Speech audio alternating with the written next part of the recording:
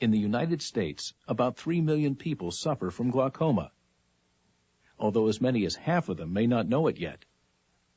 While it can strike anyone, the risk is much greater among people over the age of 60, among people with a family history of glaucoma, and among those with diabetes.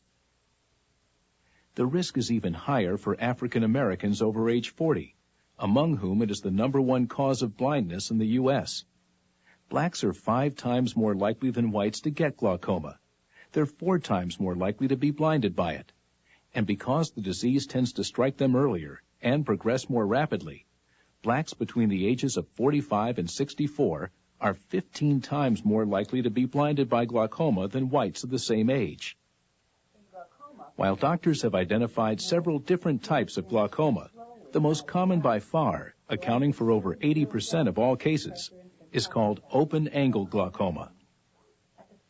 Open-angle glaucoma is a disease that involves the drainage system within the eye. At the front of the eye is a small space called the anterior chamber. Now, through it flows the aqueous humor. This is a clear fluid which bathes and nourishes both the lens and the cornea.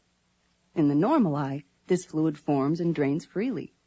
But with glaucoma, the fluid drains too slowly, and too much of it builds up, creating pressure within the eye.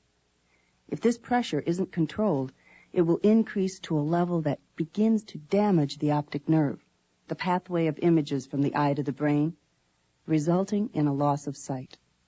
That's the bad news. The good news is that glaucoma can be treated. In most cases, it can be controlled with medication, with drops or pills that can reduce pressure by causing the eye to make less fluid or drain it more freely.